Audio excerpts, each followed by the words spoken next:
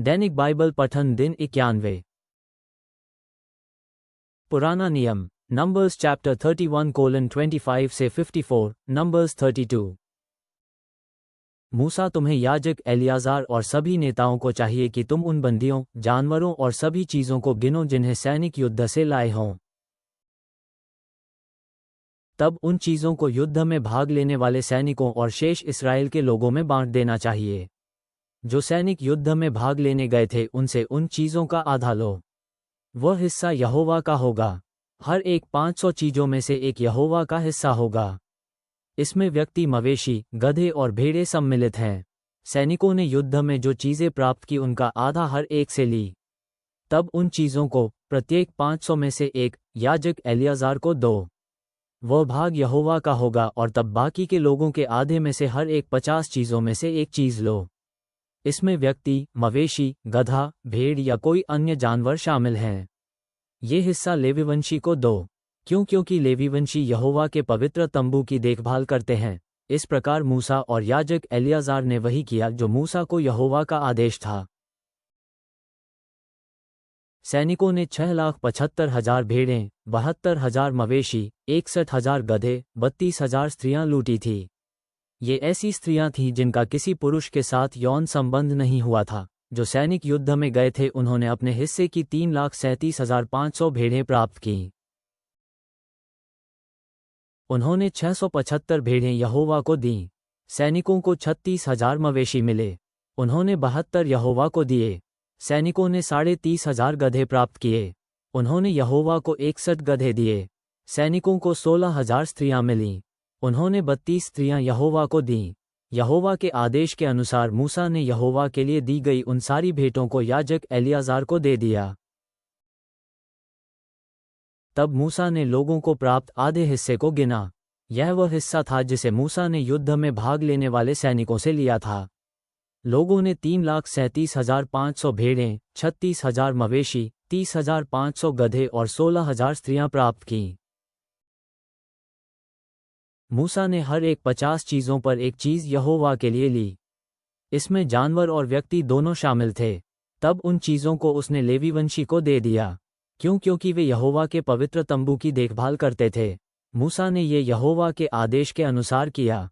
तब सेना के संचालक, 1,000 सैनिकों के सेनापति तथा 100 सैनिकों के सेनापति मूसा के पास गए। उन्होंने मूसा से कहा, तेरे सेवक हम लोगों ने अपने सभी सैनिकों को गिना है। हम लोगों में से कोई भी कम नहीं है। इसलिए हम लोग हर एक सैनिक से यहोवा की भेंट ला रहे हैं। हम लोग सोने की चीज़ें, बाजूबंद, शुजबंद, अंगूठी, कान की बालियां और हार ला रहे हैं। यहोवा के ये भेंटें हमारे पापों के भुगतान के लिए हैं। इसलिए मूसा ने वे सभी सोने की चीज़ें लीं और याजक एलियाजार को उन्हें दिया। 1,000 सैनिकों और 100 सैनिकों के सेनापतियों ने जो सोना एकत्र किया और यहोवा को दिया उसका वजन लगभग 420 पौंड था। प्रत्येक सैनिक ने युद्ध में प्राप्त चीज़ों का अपना हिस्सा अपने पास रख लिया। मूसा और एलियाजार ने 1,000 सैनिकों और 100 सैनिकों के सेनापतियों से सोना लिया। तब उन्होंने सोने को मिलाप वाले तंबू में रखा। ये भेंट एक यादगार के रूप में इस्राएल के लोगों के लिए यहोवा के सामने थी। रूबेन और गाद के परिवार समूहों के पास भारी संख्या में मवेशी थे। उन लोगों ने याजर और गिलाद के समीप की भूमि को देखा। उन्होंने सोचा कि वो भूमि उनके मवेशियों के लिए ठीक है। इसलिए रूबेन और गाद परिवार समूह के लोग मूसा के पास आए।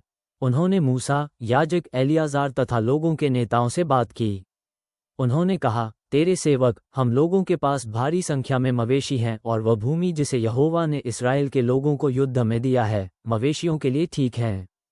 इस प्रदेश में अतारोत, दीबोन, याजर, निम्रा, हेशबोन, अलाले, सबाम, नबो और बोन शामिल हैं। यदि तेरी स्वीकृति हो तो हम लोग चाहेंगे कि यह प्रदेश हम लोगों को दिया जाए। हम लोगों को यर्दन नदी की दूसरी ओर न ले जाए। मूसा ने रूबेन और गाद के परिवार समूह से पूछा, क्या तुम लोग यहाँ बसोगे और अपने भाइयों को यहाँ से जाने और युद्ध करने दोगे? तुम लोगों इस्राएल के लोगों को निरुत्साहित क्यों करना चाहते हो? तुम लोग उन्हें नदी पार करने की सोचने नहीं दोगे और जो प्रदेश यहोवा ने उन्हें दिया है उसे नहीं लेने दोगे। तुम्हारे पिताओं ने मेरे साथ ऐसा ही किया। कादेश बने से मैंने जासूसों को प्रदेश की छान बीन करने के लिए भेजा। वे लोग एशकोल घाटी तक गए। उन्होंने प्रदेश को देखा और उन लोगों ने इस्राएल के लोगों को उस धरती पर जाने को निरुत्साहित किया। उन लोगों ने इस्राएल के लोगों को उस प्रदेश में जाने की इच्छा नहीं करने दी जिसे यहोवा ने उनको दे दिया था।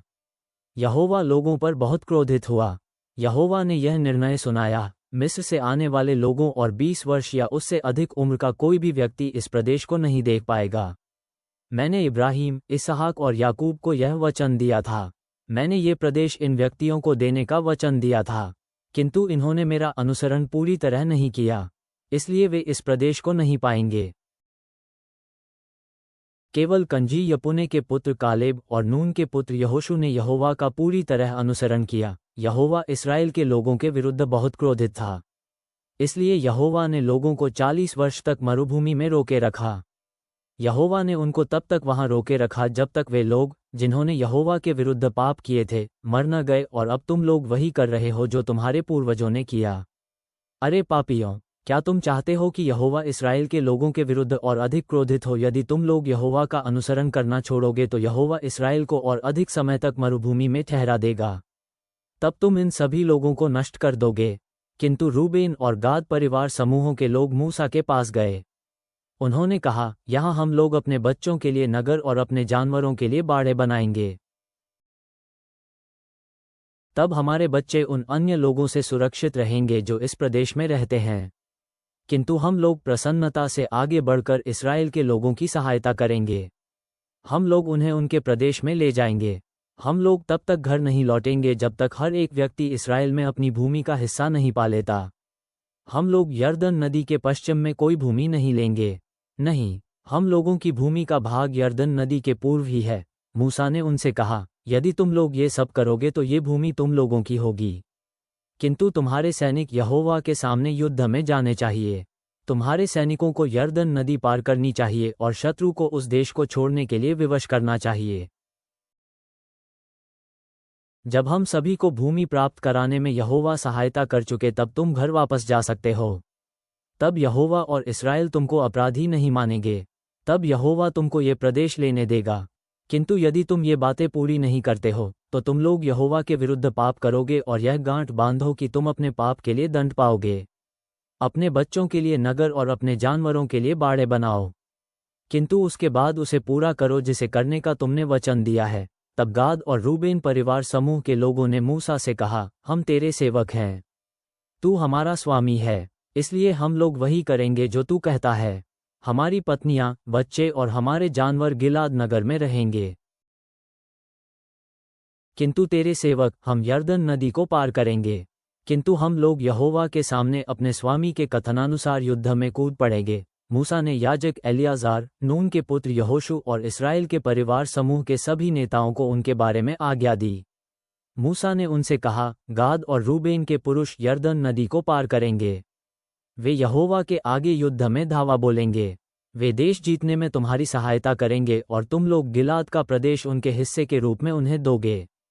वे वचन देते हैं कि वे कनान देश को जीतने में तुम्हारी सहायता करेंगे। गाद और रूबेन के लोगों ने उत्तर दिया, हम लोग वही करने का वचन देते हैं जो यहोवा का आदेश है।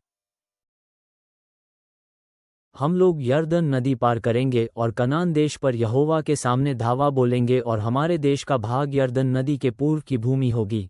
इस प्रकार मूसा ने उस प्रदेश को गाद, रूबेन और मनश्शे परिवार समूह के आधे लोगों को दिया। मनश्शे यूसुफ का पुत्र था। उस प्रदेश में एमोरियों के राजा सीहोन का राज्य और बाशान के राजा ओग का राज्य शामिल थे। उस प्रदेश में उस क्षेत्र के चारों ओर के नगर भी शामिल थे।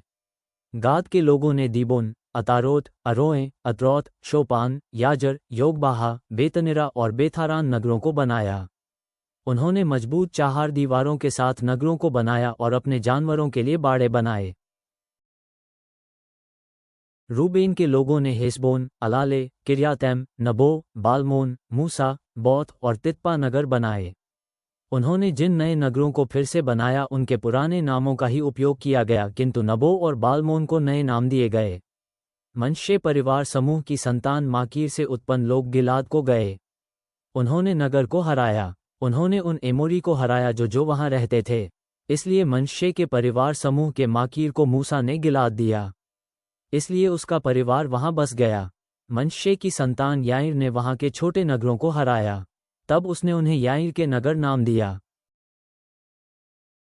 नोबह ने कनात और उसके पास के छोटे नगरों को हराया, तब उसने उस स्थान का नाम अपने नाम पर नोबह रखा। नया नियम, लूक चैप्टर 8:40 से 56, लूक चैप्टर 9:1 से 9। भजन संहिता, साम चैप्टर 40:1 से 8। संगीत निर्देशक के लिए दाऊद का एक पद पुकारा मैंने यहोवा को मैंने पुकारा, उसने मेरी सुनी, उसने मेरे रुदन को सुन लिया। यहोवा ने मुझे विनाश के गर्त से उबारा, उसने मुझे दलदली गर्त से उठाया और उसने मुझे चट्टान पर बैठाया। उसने ही मेरे कदमों को टिकाया। यहोवा ने मेरे मुंह में एक नया गीत बसाया, परमेश्वर का एक स्तुति गीत। बहुतेरे लोग देखेंगे जो मेरे साथ घटा है, और फिर परमेश्वर की आराधना करेंगे। वे यहोवा का विश्वास करेंगे। यदि कोई जन यहोवा के भरोसे रहता है तो वह मनुष्य सचमुच प्रसन्न होगा।